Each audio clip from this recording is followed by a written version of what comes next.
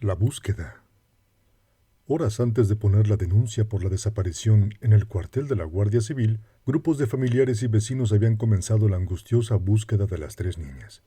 Sin ningún tipo de orden, motivados por las prisas y los nervios, centenares de personas recorrieron aquel sábado las calles y los alrededores de los pueblos de Alcácer y Picassent, los lugares de donde salieron y a donde iban las tres jovencitas. Parecía una pequeña locura colectiva, en la que únicamente se escuchaban débiles sollozos y potentes gritos que repetían hasta la saciedad los tres nombres: Miriam, Toñi, Desiree. Fernando García, el padre de Miriam, visiblemente afectado y algo derrumbado, sin duda mermado en su resistencia por el dolor que tenía por su hija desaparecida, por la enfermedad que visiblemente se le apreciaba y porque llevaba toda la noche sin dormir, se iba a erigir desde ese primer día en el portavoz de las familias y el auténtico líder en la búsqueda de las tres chicas. Lo primero que hizo fue conseguir fotos de carnet de las desaparecidas, y con la ayuda de varias fotocopiadoras y cientos de voluntarios llenaron de carteles Alcácer y sus alrededores. Gracias a ello, el domingo, en toda la comarca se sabía que Miriam, Toñi y Desiree habían desaparecido y sus fotografías estaban por todas partes. Fue un fin de semana caótico. Los nervios, las prisas y sobre todo las predicciones de algunos videntes que afirmaban que las niñas estaban retenidas en determinados chalets motivaron que algunos grupos de búsqueda forzaran puertas y ventanas de chalets y entraran en su interior. Parecía que todo valía con tal de encontrarlas. Aquella locura colectiva iba a provocar una nueva tragedia.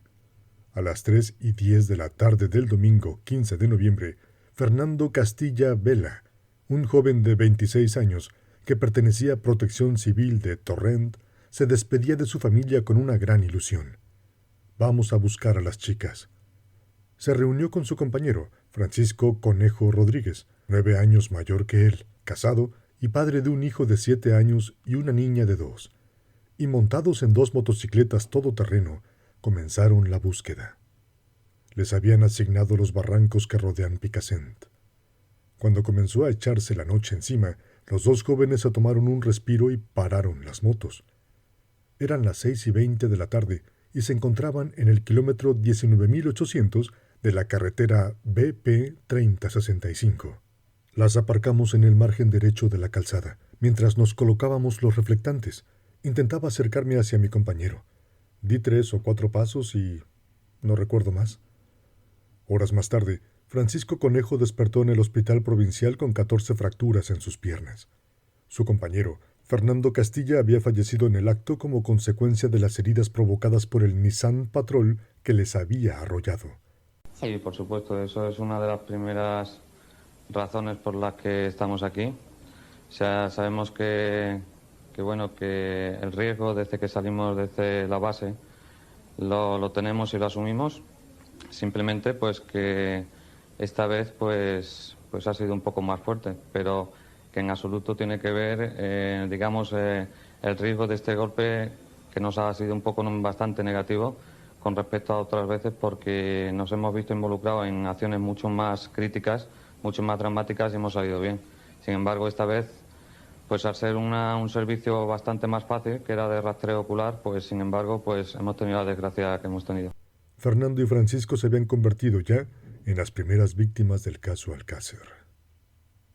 Esta tragedia motivó que a partir de ese momento las autoridades y las fuerzas de seguridad se replantearan las labores de búsqueda, porque si de algo hay auténtica constancia es que a las niñas se las buscó hasta la extenuación. Sin embargo, los datos existentes en el sumario son muy pocos, y fue necesario que los abogados de las familias lo solicitaran al juez 4 años después, para que algunas, muy pocas, de estas investigaciones fueran aportadas por la Guardia Civil y la policía. La mayoría son llamadas telefónicas de personas que desean verlas en tal o cual lugar, o videntes que conocían su paradero. Sin embargo, muchas de las investigaciones son, todavía hoy, un auténtico misterio. Oficialmente, este es el primer documento de la búsqueda de Miriam, Toñi y Desiree. Mensaje oficial. Teniente Jefe Línea Guardia Civil. Como continuación, telefonema despacho telefónico oficial de puesto de Picassent del día 14 actual, comunicando la falta del domicilio de Miriam García Iborra, María Deseada Hernández Folch y Antonia Gómez Rodríguez, se amplía en sentido que, de 12 a 13 horas hoy, se ha reconocido las urbanizaciones de Cañada Guaita y de 13:30 a 15:30 horas Morredondo, por haber comunicado a los familiares de la llamada Miriam que habían visitado a un vidente y que les había afirmado que se encontraba en un chalet de una de esas urbanizaciones que tenía varios arcos de obra. También informaron que un compañero de colegio de la hija llamado Óscar, que vivía en Catarroja, podía saber algo toda vez que aquel les había llamado preguntando por la hija. Practicadas las gestiones, se comprobó que el joven en cuestión se llama Óscar Jiménez García, el cual confirmó que eran amigos, y manifestó que en el día de ayer, al tener conocimiento por una amiga de lo sucedido, decidió consultar de acuerdo con su padre a una señora vidente llamada Susana, quienes aseguró que las tres jóvenes estaban en un chalet o casa de campo próxima a un muro en la urbanización de Morredondo. También informó que últimamente solía salir la citada Miriam con un compañero de colegio llamado Tony, conociendo solo él que los padres tenían un chalet en la urbanización Masía de Pavía, término municipal de Turís, limitando con Montserrat. A las 17 horas, el que informa se traslada a la localidad de Catarroja con el fin de entrevistarse con el joven llamado Óscar, citado anteriormente, prestándose voluntario tanto él como su padre para acompañar a la fuerza y guiarla a los puntos que la vidente les había indicado, ya que ellos también practican dicha técnica. A las 18 horas se reconoce la urbanización de Masía Pavía y se practicaron gestiones para la localización del chalet de los padres del joven llamado Tony, dando resultado negativo, finalizando a las 19 horas. A las 19:30 horas, por haberse tenido conocimiento de que en el límite de Picassent y Torrente, en el término de este último existe una urbanización llamada también Morredondo.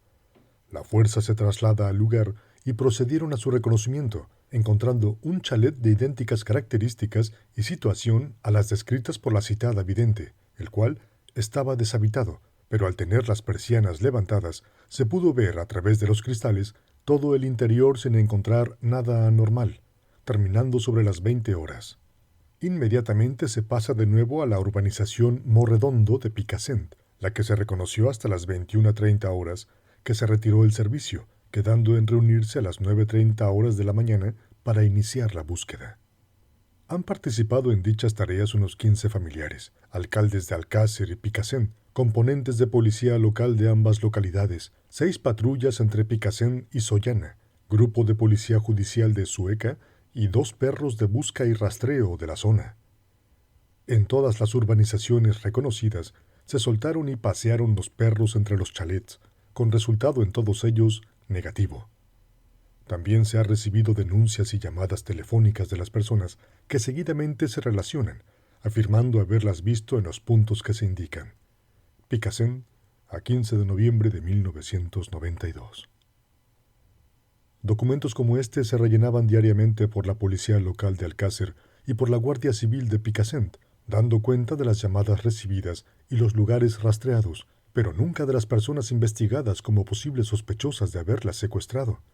Al día siguiente, 16 de noviembre, a las 15:55 horas, se recibe llamada telefónica en este acuartelamiento de una joven que no quiso identificarse, manifestando que 2 de las chicas desaparecidas estaban por Montserrat, que se buscara en forma de triángulo entre Buñol, Llombay y Montserrat, que no era una broma y que se encontraban bien pero muy asustadas, que la casa en donde están está afuera del pueblo y cerca de un monumento de piedra o una torre o algo parecido, que una de las chicas no se encontraba con ellas, concretamente la de ojos claros, la cual está por la zona de la playa, Saler, Cullera, etc., repitiendo en varias ocasiones que no se trataba de una broma. Esto fue un comunicado al puesto de Cullera, quien practicó gestiones con resultado negativo. También, ese mismo día, a las 22:30 horas, se recibe llamada telefónica anónima en puesto de Picassent, comunicando se pregunte a una llamada Rosa, en Instituto de Catarroja, la cual tiene conocimiento de que montaron en un vehículo de conocidos, así como que han sido violadas y se encuentran cerca de Picassent, no atreviéndose a ir a casa, las gestiones practicadas no localizan a la citada Rosa. Eran los primeros días sin las niñas, y la esperanza todavía se dejaba notar con intensidad. A la hora de comer del día 17 de noviembre, el padre de Toñi se presentó en el cuartel de la Guardia Civil de Picassent. Según consta, se persona el padre de la llamada Antonia, el cual comunica el haber recibido una llamada telefónica en la que se le habían dicho en 3 ocasiones «papá», esto con voz apagada, en la que cree haber reconocido la voz de su hija, cortándose a continuación el teléfono. Nunca sabremos si era Toñi o si la crueldad sin límite de la que está dotado el ser humano había alimentado el morbo de alguien capaz de descolgar un teléfono y maltratar el corazón de un padre desesperado. Esa misma tarde, a las 17:40 horas, se dialoga con la madre de Esther Díez Martínez, madre de una amiga de Desiree y Miriam, la cual comunica que estuvieron en su domicilio el viernes hasta las 17:50 horas, que pensaban quedarse a jugar a las cartas, pero que decidieron marcharse, quedándose su hija por encontrarse enferma. La madre de Esther aportaba un nuevo interrogante a la investigación: la hora en la que Miriam, Toñi y Desiree salieron de su casa. Según ella, fue a las 6 menos 10. Según su hija, a las 8:20. 2 horas y media de diferencia entre la declaración de madre e hija es demasiado tiempo. Sin embargo, y de manera inexplicable, la Guardia Civil nunca se molestó en comprobar cuál de las dos estaba equivocada en un dato tan importante. 2 días después, una nueva hipótesis iba a hacer acto de presencia. A las 4 de la tarde, día 19, se recibe llamada anónima en Ayuntamiento de Alcácer, de una señora que entregó las fotografías a una vidente que acostumbra a consultar, llamada Carmen Collado, la cual comunica que las tienen retenidas en Alcántara, más concretamente en el puente de Alcántara, en Cáceres, que posteriormente las pasarán a Portugal y África para trata de blancas, que subieron en un coche con unos amigos, que el contacto con los traficantes es un profesor del Instituto La Florida, donde estudia Miriam. Se supone que se investigaría al respecto, aunque en el sumario no hay constancia de ello. La hipótesis podía parecer descabellada, pero la presencia de un profesor podría dar respuesta a la mayor interrogante que entonces se planteaban los padres y los investigadores. ¿Había alguien conocido en el coche que les diera la suficiente confianza a las niñas como para subirse cuando les faltaban menos de 800 metros para llegar a la discoteca? Un profesor es de confianza. Muy pronto la desaparición comenzó a calar en la opinión pública de una forma muy profunda e inusual, dada la cobertura que las cadenas de televisión daban al tema, sobre todo los programas «Quién sabe dónde», que dirigía Paco Lobatón en la primera cadena de TVE, y «De tú a tú», el magazine de Antena 3 que presentaba Nieves Herrero. Miriam, Toñi y Desiree se estaban convirtiendo en las hijas de todos los españoles, mientras iban consolidándose 2 hipótesis. Por un lado, la tesis oficial, que mantenía que las niñas se habían fugado voluntariamente, mientras que los familiares de las pequeñas sabían que habían sido secuestradas y que estarían retenidas contra su voluntad. Fernando García llegaba aún más allá, afirmando que, probablemente, podría tratarse de una red de trata de blancas. Al cumplirse una semana de la desaparición, y por primera vez de forma oficial, la Guardia Civil investigó a 2 personas como presuntos autores del rapto de las niñas.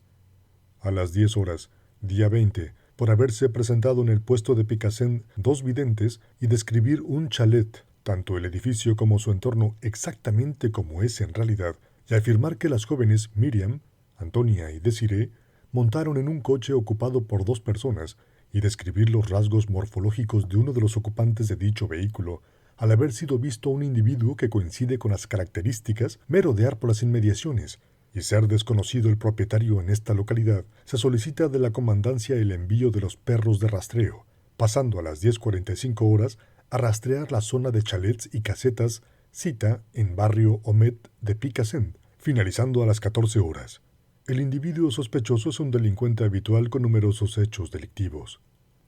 Nunca se ha sabido quiénes eran estos 2 sospechosos, pero la Guardia Civil tenía sus fichas muy a mano, porque a las 16 horas, por equipo de policía judicial, se vuelve a realizar gestiones con fotografías de 2 sospechosos en todos los comercios, desde la gasolinera Mari hasta la discoteca Color, Se supone que nadie los reconocería porque nunca más se vuelve a mencionar a estos dos delincuentes en las investigaciones. La desaparición de las tres niñas había provocado desde el principio un gran seguimiento por parte de los medios de comunicación, fundamentalmente la televisión, y cada vez que se emitía un programa, el número de llamadas telefónicas de personas que decían haber visto o saber dónde se encontraban Miriam, Toñi y Desiree aumentaban de forma considerable, aunque la mayoría no tenían el menor viso de realidad. Como por ejemplo esta, recibida el 21 de noviembre de ese año de 1992. A las 22:45 horas, de Manuel Rafael Abad Jiménez, el cual manifiesta ser un vidente y que acaba de ver el programa de Informe Semanal sobre las chicas de Alcácer, diciendo que no buscáramos más, ya que no estaban aquí, que se encontraban en otro mundo, que se las habían llevado y que no las íbamos a encontrar, que cree que ya no volverán a bajar. También ese mismo día, especialistas de la Guardia Civil comprobaron la posibilidad de que la señora Badal, el único testigo del posible secuestro de las niñas, hubiera podido ver la escena desde la ventana de su casa y emitieron el siguiente informe. Juan Uriarte Eguren y Tomás Ramón Marquina, cabo primero y guardia segundo respectivamente de la Guardia Civil, pertenecientes a las unidades consignadas en principio por el presente informe, hacen constar: 1. Asunto. El día 21 de noviembre de 1992 se personó en el cuartel de la Guardia Civil de la localidad de Picassent, Valencia, a las 8:15 de la noche, doña Dolores Badal Soria, de 63 años de edad, casada, ama de casa, natural y vecina de esta localidad de Picassent, Valencia, con domicilio en la calle Padre Guaita número 1, segundo piso, puerta 5, manifestando ante el comandante de puesto de la Guardia Civil de Picassent que serían sobre las 8 de la noche del día 13 de noviembre de 1992, viernes, cuando se hallaba en su domicilio. Vio a 3 jóvenes haciendo autostop y que cree que podría tratarse de las 3 chicas desaparecidas, por lo que acto seguido se traslada el equipo de policía judicial al domicilio de la citada Dolores Badal Soria para efectuar el correspondiente informe de la zona, dando como resultado lo siguiente. Datos obtenidos. Para la realización del presente informe se recopilaron los siguientes datos. De 8 a 8:30 de la noche del día 13 de noviembre de 1992, la citada señora se encontraba con la ventana abierta, mirando hacia la esquina donde, al parecer, se hallaban las chiquillas haciendo autostop, situada con medio cuerpo fuera de la ventana, por lo que pudo apreciar todos los detalles. La ventana se halla a una altura de la acera de 9 a 10 metros aproximados y a una distancia de la esquina donde se encontraban las 3 niñas y donde paró el vehículo a unos 10 o 12 metros aproximadamente. Frente a la ventana de la vivienda de la señora Dolores existe una farola empotrada en la pared, a una altura del suelo de unos 8 metros y a una distancia de su esquina de 3 metros, con luz potente y clara. En la acera de la parte izquierda de la carretera BP 3065, según dirección a Venta Cabrera, existe otra farola, que se encuentra a una distancia de donde dice la señora Dolores se encontraban las chiquillas, de unos 6 metros de distancia, con luz fuerte y clara. El vehículo de color blanco descrito por la señora, y según manifiesta la misma, se paró a la derecha saliéndose de la calzada, según el sentido de su marcha para recoger a las niñas, quedando con la parte delantera a la altura misma de la esquina, al no poder subirse en la acera por encontrarse en la misma un contenedor de recogida de basura, y de esa forma permitir el paso a los vehículos que circulaban detrás, y que pudo observar en ese momento que en el interior del mismo iban 4 personas, hombres, y que su sorpresa fue que al ser un vehículo tan pequeño pudieran ir 7 personas, al subir en el mismo las 3 niñas, que pudo apreciar que la última en subir era la que vestía de negro. El tiempo que permanecieron las niñas en el citado lugar calcula que sería de 4 a 5 minutos, que posteriormente a todo lo relatado, el vehículo continuó la marcha en dirección hacia Venta Cabrera y que su inicio fue normal, arrancando a velocidad moderada. De todos estos datos obtenidos por la manifestante, señora Dolores, se ha comprobado de la siguiente forma. Se ha colocado un vehículo en la posición en que la señora dice que lo vio, cuando recogieron a las niñas, subiendo 2 componentes de la Guardia Civil en primer lugar en los asientos delanteros, conductor y ocupante, y acto seguido en los asientos traseros, siendo observados desde la ventana, y en la posición en que se encontraba la señora, por un componente del equipo de policía judicial, apreciando perfectamente el cuerpo del conductor, ocupantes delantero y trasero derechos, y observando la parte del cuerpo del ocupante posterior izquierdo desde su cintura a rodillas y manos. En base a los datos aportados y pruebas realizadas, se cree que la manifestante pudo apreciar perfectamente que el vehículo iba ocupado por 4 individuos, y no teniendo nada más que constar, se da por terminado el presente informe. Pero no todas las personas que llamaban al ayuntamiento de Alcácer, donde Fernando García había instalado una auténtica oficina de búsqueda con numerosos voluntarios atendiendo el teléfono, era para facilitar datos esperanzadores. Muchas llamadas presagiaban un destino final. Otras veces no lo hacían por teléfono, sino que se presentaban directamente en el ayuntamiento o en el cuartel de la Guardia Civil de Picasen, donde el 24 de noviembre, a las 20 horas, se presenta vidente María Antonia Yasser Muñiz, comunicando que las menores desaparecidas se encuentran semienterradas entre la maleza, en la zona noroeste extramuros Picasen, en un radio de acción de 1,5 kilómetros. Ese mismo día, a las 2 de la madrugada, día 24, se persona en ayuntamiento de Alcácer Vicente Mauri Mauricio, vecino de Alcácer, comunicando que una vidente de Valencia llamada Carmen le dice que las desaparecidas de Alcácer se encuentran en unos chalets entre Alcobendas y Moraleja, encontrándose una sucursal de Continente, expresamente chalets construidos por el padre de Ana Obregón. Hay una bajada próxima al chalet, en donde se encuentran hotelitos de lujo. El que las tiene retenidas es moreno, pelo rizado y bajo, haciendo estas autostop y subiendo al vehículo con motivo de divertirse. Puestos en contacto con la 112ª Comandancia de la Guardia Civil de Madrid, donde una vez tomada nota por el equipo de Policía Judicial, se hacen cargo de las gestiones. El día 25 de noviembre, la Guardia Civil pone por escrito 2 hechos sucedidos días atrás. El primero dice: 23 horas, día 18. Se recibe llamada telefónica anónima en Ayuntamiento de Alcácer de una mujer que dice ser vidente, comunicando que en la carretera de Venta Cabrera a Torrente, en una urbanización muy pequeña a la derecha, existe un chalet de piedra de roca, con el camino muy malo para vehículos, que el lunes por la tarde sacaron a las 3 chicas, volviendo a la tarde al mismo lugar, estando una de ellas en periodo de la regla. Este último detalle, que nadie conocía, debió haber llamado la atención de los investigadores. Sin embargo, no fue así. El segundo de estos acontecimientos ocurridos con anterioridad fue este. A las 12 del mediodía, día 19, se persona en el ayuntamiento de Alcácer Lola Gil Romaguera, vecina de Alcácer, que una vidente amiga suya le llamó comunicándole que las tenían en una caseta y posteriormente las trasladaron a la localidad de Picasen, encontrándose en una calle larga y estrecha que hace pendiente. En la misma existe una casa vieja que dispone de un sótano, que las tienen en estando bien y vivas, pero drogadas. Una de ellas tiene intención de escapar, no sabiendo el número de personas que las tienen raptadas y que no han salido de ese lugar desde que las movieron de la caseta, teniendo intención de moverlas esta madrugada entre la 1 y las 5 de la mañana.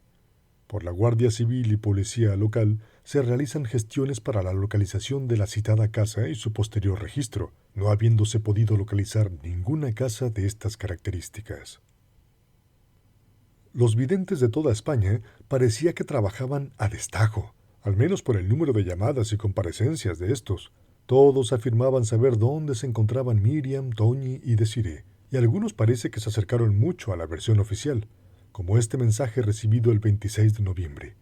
A las 2:25 horas se recibe llamada telefónica a través de la centralita comandancia, de la que solo se identifica como Ana, manifestando ser una vidente que había entrado en trance, y una de las chicas desaparecidas le comunicaba que estaban vivas, que se encontraban en una cabaña en el monte, una especie de refugio forestal, con pinos alrededor y una montaña alta detrás. El camino de llegada es de tierra, que las tenían encerradas en la parte alta, que las habían cogido cuando hacían autostop 2 individuos vestidos de negro y cazadoras negras con cremallera, los que las amenazaron con cuchillos, obligándolas a montar en un coche. Los individuos son de 25 a 30 años de edad, uno delgado, que no sabe dónde puede estar situada la citada cabaña. O esta otra, que llamó 2 días después. A la 1:05 de la tarde se recibió llamada telefónica con voz de mujer, la cual dice llamar desde Córdoba, participando que es curandera, pero algunas veces tiene visiones, y en el caso de las 3 muchachas desaparecidas de Alcácer, observa en su visión a 2 individuos jóvenes, uno de unos 26 años de edad, con domicilio en Alcácer, cara redonda y ancha, así como una expresión en ella de estar desequilibrado, estatura normal y corpulento. La familia de este joven, al parecer, tiene fama de ser un poco problemática, debido, posiblemente, a desequilibrios mentales o similares en gran parte de ellos. El otro individuo es más joven, alto, desgarbado, con cara y cabeza alargada, cuello largo y boca posiblemente saliente. Este es más acobardado que el primero. Estos 2 individuos han participado en la búsqueda de las 3 jóvenes, junto con la gente más mayor de la localidad que participaron. El segundo individuo, según manifiesta la vidente, puede que se trate de un joven que en la filmación realizada y transmitida por televisión aparece en la búsqueda y dijo unas palabras no identificadas cuando se acercó a una ventana, algo así como «aquí no hay nadie». Esta vidente solo observa a Miriam García, la cual se encuentra en una habitación de muy pequeñas dimensiones, la cual tiene una pared de madera y bastante estropeada, así como una posible habitación o cuarto trastero donde posiblemente hay guardadas herramientas. Observa también una caja de cartón grande y teme que puedan ser quemadas, no viendo en ningún momento a las otras 2 jóvenes. Dicha vidente, repetidas veces, hace mención al joven con aspecto desequilibrado, así como a la familia de éste. Manifiesta que estos 2 individuos tienen conocimiento del paradero de ellas.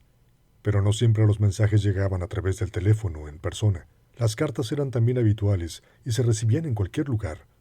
Algunas facilitaban datos que, posteriormente, se comprobó que no andaban tan desencaminadas, como esta, recibida el 28 de noviembre. Personados el alcalde y concejala del ayuntamiento de Picasen comunican el haber recibido una carta, así como que se investigue sobre el sábado anterior a la desaparición de las menores que al parecer fueron desalojadas de la discoteca Color. Leída la carta, la misma es de una vidente, diciendo que subieron en un coche color claro o blanco, que viajaban 2 individuos, uno alto y rubio, que los conocían, siguiendo por un camino próximo a la discoteca, en zona que tiene el nombre que comienza por P, existiendo en el mismo una tienda, comercio o algo parecido. Por las cercanías hay una especie de senda, donde hay algo que tiene una A o cosa cuyo nombre empiece por esa letra, que fueron llevadas a una casa abandonada pintada de blanco entre unos pinos y las entregaron a otros individuos, diciendo igualmente que ve a 2 niñas. La tercera dice verla enterrada a poca profundidad y fácil de encontrar, captando igualmente a 2 hombres. Efectuadas las gestiones por el equipo de policía judicial de Sueca en dicha discoteca, se desmiente la noticia por parte del encargado y amigas de las desaparecidas, confirmando las amigas que Desiree desapareció por tiempo de 1 hora, si bien desconocen con la persona que se fue. Habían pasado 15 días desde la desaparición y Fernando García, el padre de Miriam, un hombre dispuesto a bajar al mismísimo infierno con tal de encontrar a su hija, se había convertido ya en un personaje incómodo para nuestras autoridades. Y es que contaba para ello con 2 grandes defectos. Hablaba siempre muy claro y sabía lo que quería. Por esto, los políticos del pueblo de las 3 niñas temblaban cada vez que conocían un nuevo movimiento suyo y no dudaban un segundo en perder el culo corriendo para ir a chivárselo a la Guardia Civil, como lo demuestra un curioso documento confeccionado el mismo 28 de noviembre. A las 2:30 de la tarde, personados en puesto de Picasen, el alcalde y concejala de Alcácer, comunican el tener concertada entrevista con el señor ministro del Interior para el día 2 de diciembre próximo, diciendo que el portavoz de las familias de las niñas quieren preguntar al mismo si se han registrado los barcos que se encuentran atracados en los diferentes puertos de la costa mediterránea. Se confecciona radio y se remite a la central COS, comunicando se pase a aviso a la Unidad Orgánica de Policía Judicial. Y es que, desgraciadamente, los investigadores siempre iban a remolque de Fernando García, un padre que le sacaba a los días muchas más horas de 24 y cuyo coraje no había hecho sino empezar a demostrarse. También ese mismo día 28 se recibe llamada en puesto de Picasen anónima, al parecer de persona joven y hablando en tono muy bajo, diciendo en 2 ocasiones: última oferta, 20 millones de pesetas, última oferta. A continuación, dijo que a Desiree ya le falta un dedo, colgando el teléfono a continuación. Iba a ser una de las múltiples llamadas malintencionadas que se iban a recibir. Al acabar el mes de noviembre, se había buscado hasta por los lugares más inimaginables con resultados desgraciadamente negativos. Por ello, el día 30 finalizaron oficialmente los rastreos. A partir de entonces, las patrullas de la Guardia Civil solo saldrían a comprobar las pistas que se les facilitaran. El primer día de diciembre hicieron su aparición las famosas furgonetas blancas que tanto darían posteriormente que hablar. A las 9:30 de la noche se recibe llamada del concejal José María Tomás Belcri, del Ayuntamiento de Picassent, comunicando que a las 21:05 recibió llamada anónima en Ayuntamiento, voz de hombre, diciendo que las 3 chicas desaparecidas se encuentran en una furgoneta marca Renault, de color blanco, en la zona de Albufera, en una hondonada. En la misma llamada dice que en el día de hoy han sido vistas en Villamarchante en Turismo 131, matrícula NA8779L, que volverá a llamar. Al día siguiente, las furgonetas iban a volver a aparecer.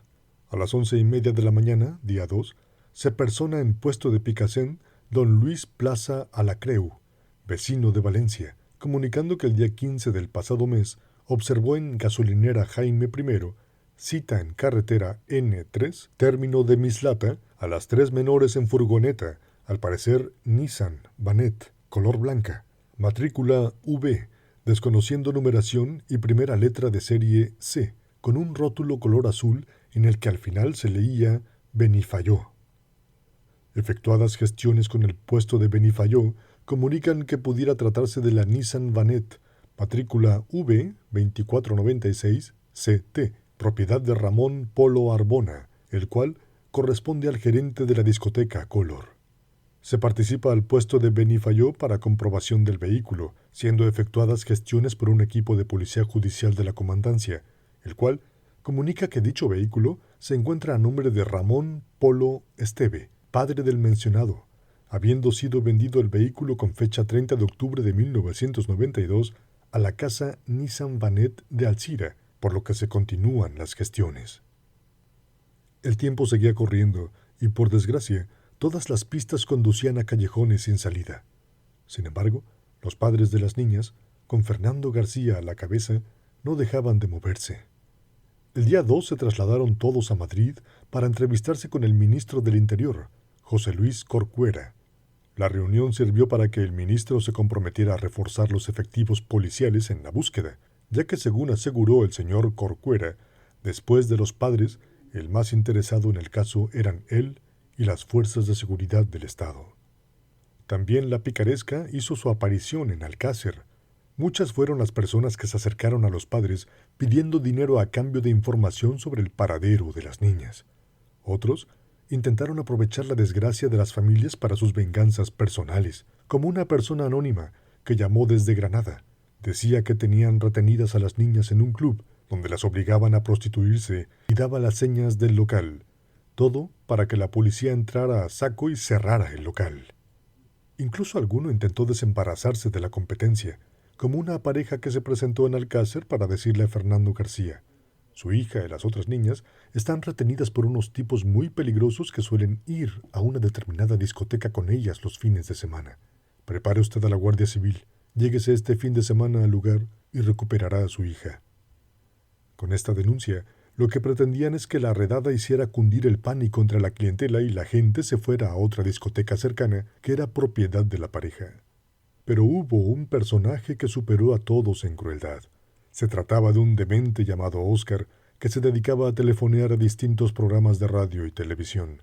Este hombre se autodenominaba líder de un grupo de videntes y pedía que se fuera a una determinada tienda de Valencia porque allí se encontraban las niñas. 2 de ellas estaban muertas y congeladas para quitarles órganos, y la otra estaba viva, pero ciega, porque le habían sacado los ojos para trasplantárselos a otra persona.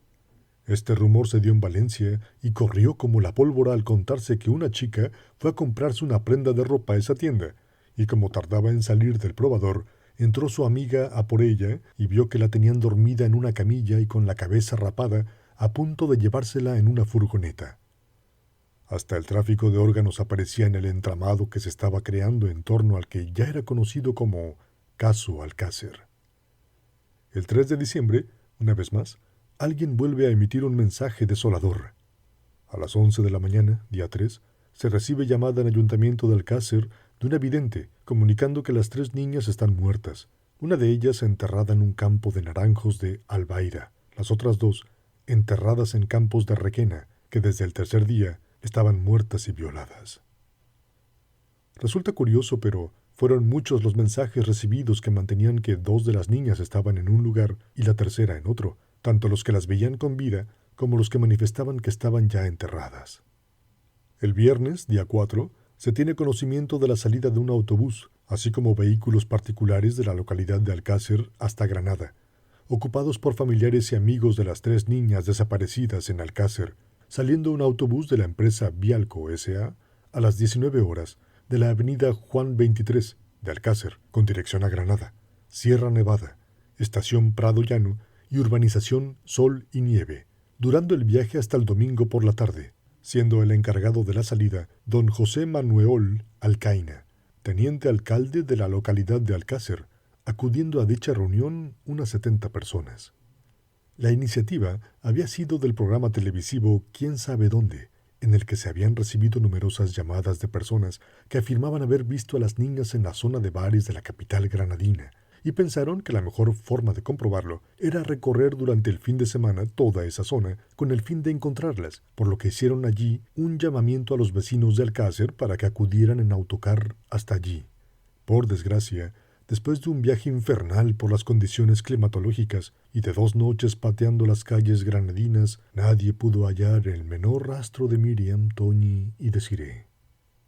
También el 4 de diciembre se recibe llamada telefónica en este servicio desde Roquetas de Mar, del teniente de la Guardia Civil de dicha localidad, que dice lo siguiente: que fue requerido por una vidente que reside en Roquetas, de nacionalidad francesa, para darle unos datos sobre las chicas de Alcácer, que lo que ella dice es lo siguiente, que desde que vio las fotografías en televisión está más concentrada en el tema que la que está en medio de las 3. Está muerta, Miriam.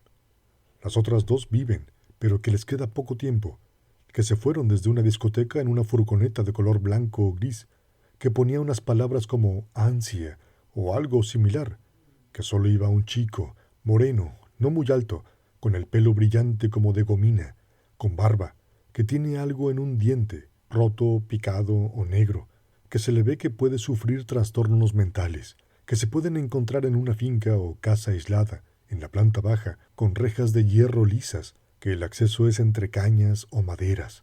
Después, deletreó un nombre de un posible pueblo de Valencia, que es lo siguiente: ANTXLLA, que han estado mirando en la lista de municipios de Valencia y hay un pueblo que se parece, Antela. Vuelve a decir que les queda poco tiempo, que van a morir. Dicha comunicación fue mantenida con el capitán. Y es que había personas que veían a las niñas por prácticamente todas las zonas de España. Por poner un ejemplo, el día 5 de diciembre, la policía local del puerto de Santa María, en Cádiz, montó un dispositivo especial cortando las principales calles de la ciudad, porque se recibió una llamada dando cuenta que las 3 chicas viajaban en esa dirección en un coche marca Opel Kadett. Por desgracia, fue una falsa alarma.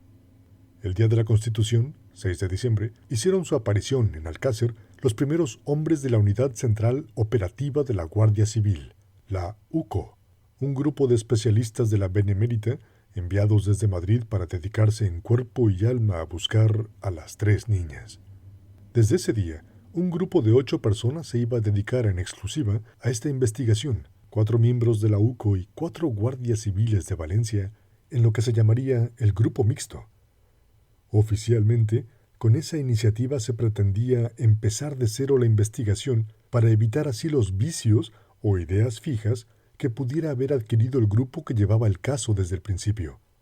Además, el trabajo de este grupo no se iba a ceñir en exclusiva a Valencia, sino que, al tratarse de agentes del Grupo Central, ampliarían las gestiones a todo el territorio nacional. La entrevista que Fernando García había mantenido con el ministro del Interior, el señor Corcuera, en la que le pidió que se enviaran más hombres para investigar, había dado sus frutos.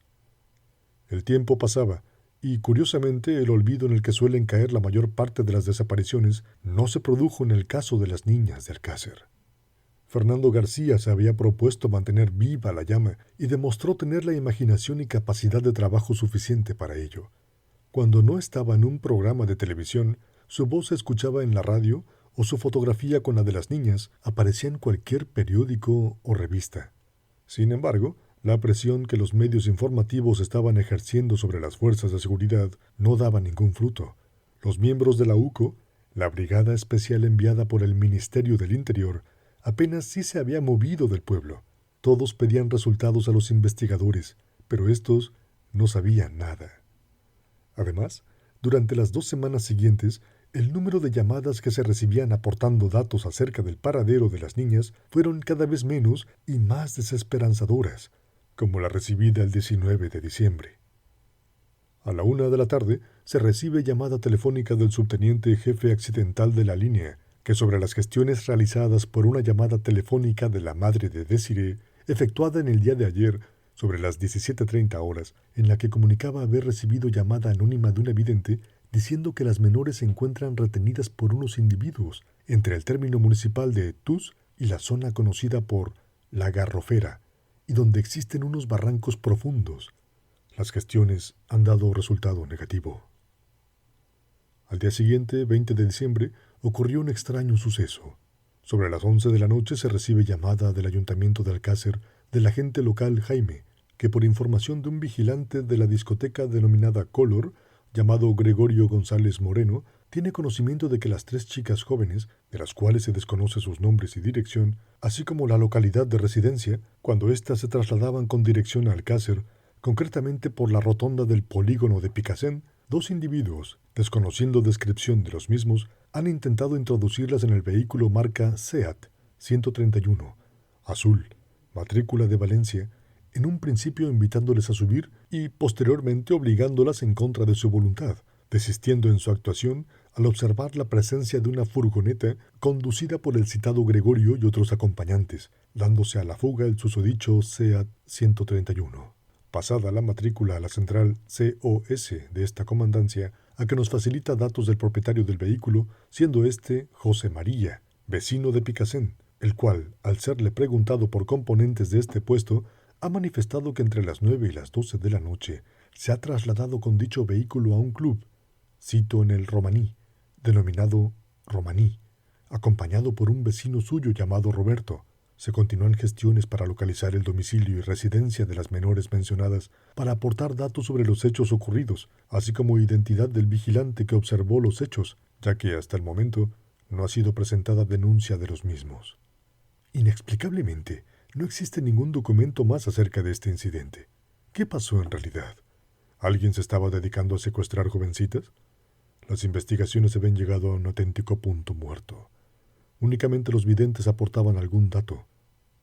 A las 11 de la noche del día 22 de diciembre se recibió llamada anónima en el puesto de Picasen, de voz de mujer, la que dijo ser vidente con la finalidad de que los padres de las menores se pusieran en contacto con ella, que las niñas desaparecidas en Alcácer fueron recogidas por 2 individuos y una mujer, uno de ellos de 26 a 27 años y el otro de 30 a 37 años, que el día de la desaparición no fueron vistas por nadie, que las niñas, a los pocos días de su desaparición, fueron asesinadas y que en fechas próximas serán encontradas semienterradas por parte del Cuerpo Nacional de Policía o bien por la Guardia Civil, que la llamada Antonia aparecerá sola y Desiree y Miriam juntas.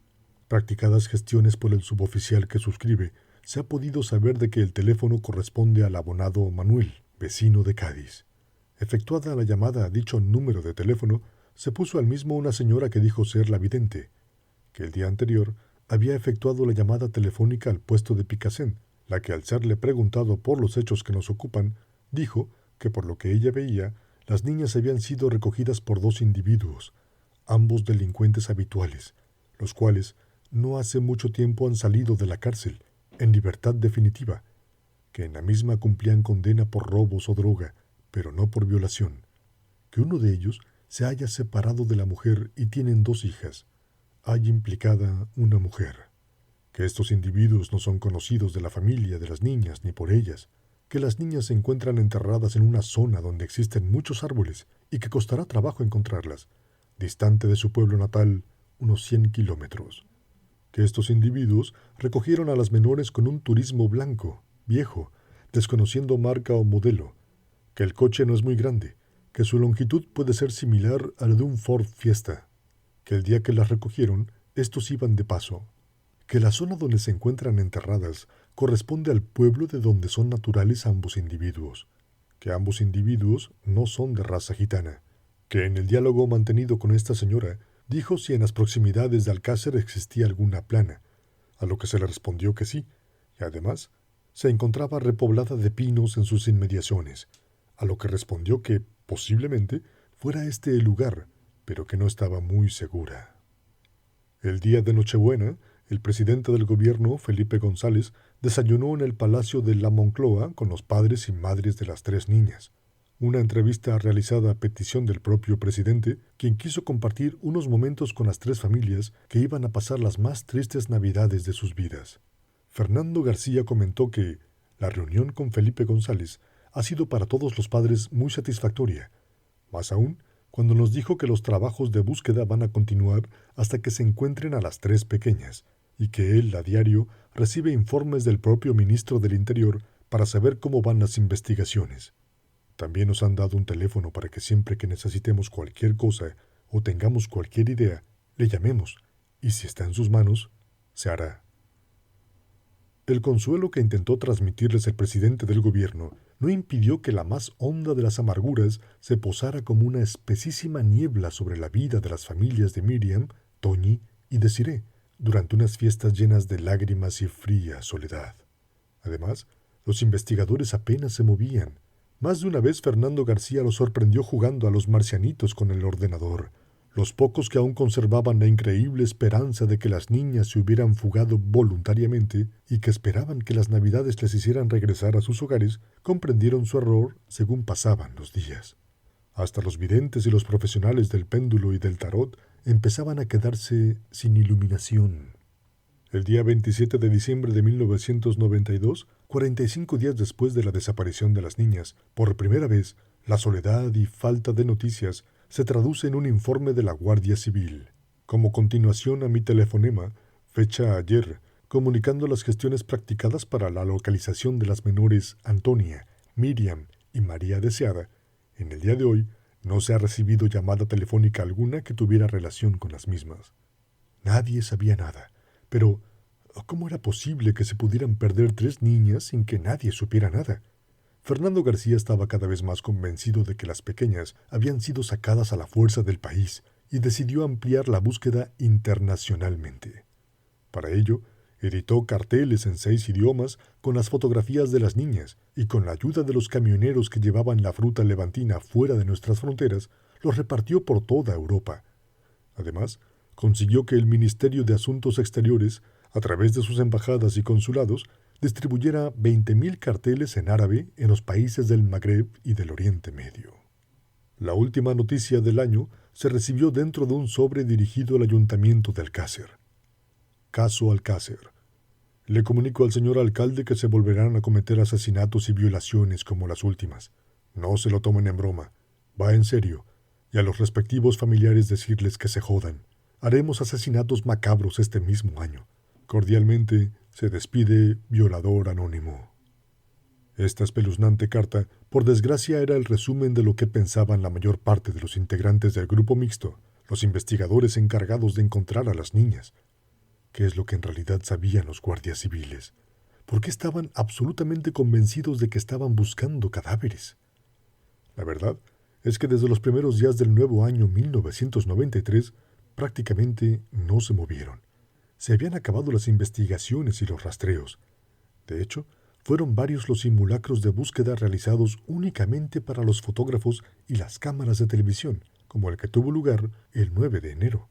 De hecho, fueron varios los simulacros de búsqueda realizados únicamente para los fotógrafos y las cámaras de televisión. Sin embargo, Fernando García no dejaba de moverse y durante los primeros días de enero mantuvo numerosas entrevistas con distintas personalidades. Rafael Vera, director general de la Seguridad del Estado, Álvaro Gil Robles, defensor del pueblo, y Miguel Durán, presidente de la Organización Nacional de Ciegos, fueron algunas de ellas. A todas les pedía siempre lo mismo: apoyo para encontrar a las 3 pequeñas.